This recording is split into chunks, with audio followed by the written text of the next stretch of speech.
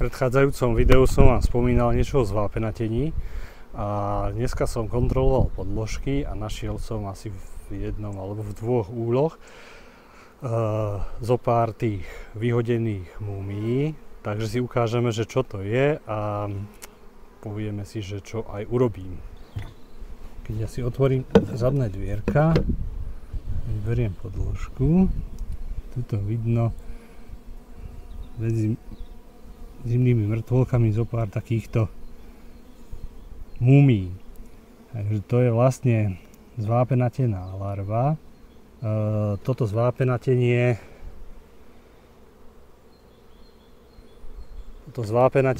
je faktorové ochorenie, spôsobuje huba Ascosfera apis, ktorá sa do včelstva dostane výtrusmi. To, že je faktorové, znamená to, že vznik tohto alebo prepuknutie tohto ochorenia je súhro viacerých faktorov. Niekedy to býva vlhkosť, zvýšená vlhkosť, hlavne v úliach, vlhkosť, je to hubám sa, plesniam sa darí, hubám a plesniam. Druhý taký aspekt je nedostatok výživy, že ono, keď je ten prínos z prírody väčší, tak väčšinou to zanikne. A tretí faktor je genetický, to znamená, že matka má nejaké genetické predispozície na zhoršený čistiaci pud a jej céry, teda vlastne všetky včely v tom úli, majú nejaký znížený čistiaci pud tým pádom a toto ochorenie prepukne. Takže ja sa teraz pozriem dnu, pozrieme sa, ako to vidno na plode a ako prvé nastriekam to mykostopom. To je taký prípravok od firmy B-Vital. Ešte je dôležité povedať, že vlastne je veľmi dôležité odstraňovať tie múmie z dna. Je to kvôli tomu, že sú dva druhy tých múmií. Jedny sú také biele a niektoré sú také už čierne. Tak tie biele nie sú infekčné, ale na tých čiernych sa už začali tvoriť spóry a z tých vlastne sa to šíri ďalej do toho včelstva. Ako to tie včielky vyhadzujú von, tak sa im to dostáva do zažívacieho traktu a krmením lariev sa to prenáša na ďalšie tie včielky. Takže z tohto dôvodu to treba čistiť. Ale pozor, zažil som u veľa včelárov, že to vysypali pred úl. A to nie je správne, pretože spóry Ascosfera apis dokážu prežiť až 15 rokov.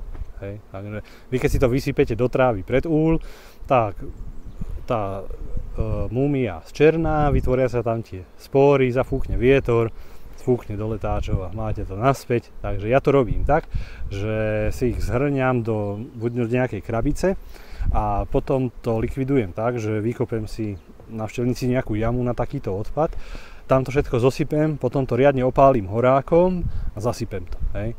Takže nenechávam to len tak, takisto to dno, ktoré vyčistím a oškrabem, opálim horákom, vydezinfikujem ho. Takže tak tým včielkam pomôžem v boji s touto chorobou. Tak ideme vyčistiť to dno. Tiahnem ho, strasiem do škatule. Keď niečo ostane, trošku pomôžem špachtlou. Samozrejme jedná sa o infekčný materiál, takže mám špachtlu iba na to. Položím ju tam a dno opálim horákom.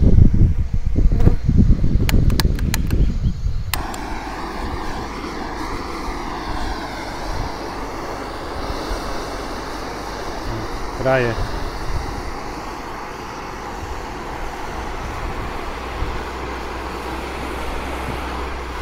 Na krajoch sa to väčšinou tie múmie zdržiavajú, včielky ich tam na kraj tak vysypú, opálne dno dôkladne. Samozrejme, po každom úkone s takýmto infikovaným včelstvom si umyjem si ruky mydlom. Poriadne umyť ruky mydlom, prípadne nejakým dezinfekčným prostriedkom, aby sme to nezaniesli do ďalšieho včelstva. Takže pozor na hygienu.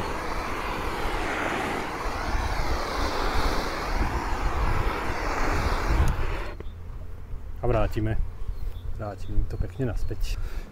Tak ideme sa pozrieť na tie, čo majú zvápenatenie, kde som našiel v dne. No, prekvapivo sú celkom silné. Dobre, takže ja teraz som si zobral ten prípravok Mykostop a odlial som si 30 ml do takéhoto rozprašovača. A tým vlastne postriekam tie postihnuté plodové plásty. Takže musím ich vlastne všetky vytiahnuť. Tak ideme od kraja. Krajný von. No, som zvedavý, že ako to bude vidno na plode, ale myslím, že veľké postihnutie nebude, pretože bolo tých múmií v dne iba zo pár. No, prvý plodový plást. Pozriem zbežne, či tam nie je matka.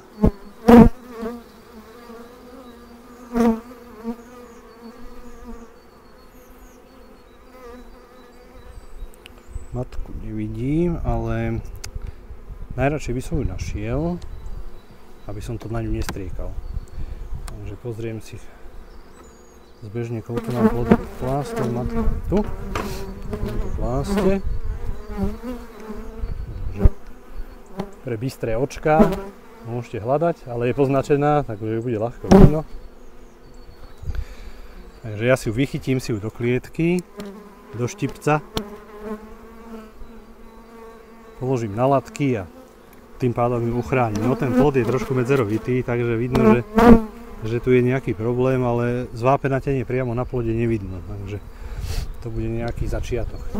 Tak, budeme striekať na plod, že na 3 s plodom.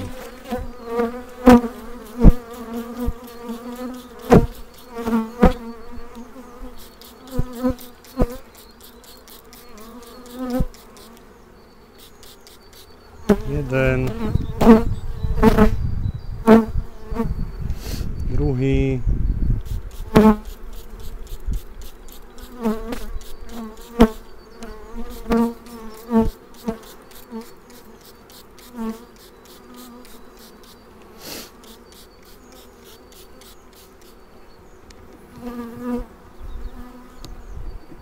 a tretí.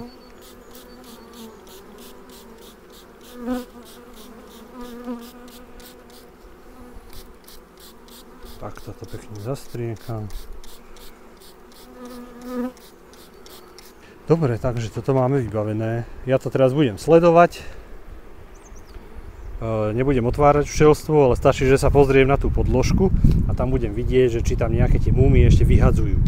Ak by sa to náhodou stalo, to sa dá zopakovať tuším ešte raz.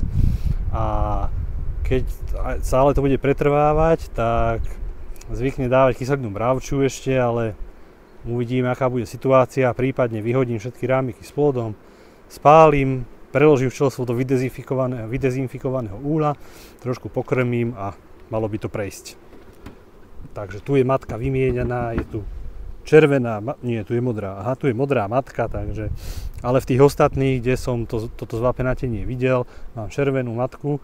To znamená, že minuloročná. Ja som minulý rok chcel trošku zamiešať genetiku, tak som nedával vlastné matky, ale som všetky matky kúpil od registrovaných chovateľov, pretože zvápenatenie plodu sa môže niekedy prejaviť ako inbreeding depresia. To znamená, že keď na jednom mieste rozchovávam si matky a stále oni sa medzi sebou ako keby pária stále tými istými trúdmi, tak môže vzniknúť príbuzenské kríženie a to sa môže prejaviť ako nejaké ochorenie, najčastejšie ako toto zvápenatenie. Takže ja som tu vymenil asi, neviem, koľko, 25 matiek minulý rok, polovicu možno, hlavne tých, ktoré mali nejaké podozrenie na niečo. Takže dúfam, že to pomohlo.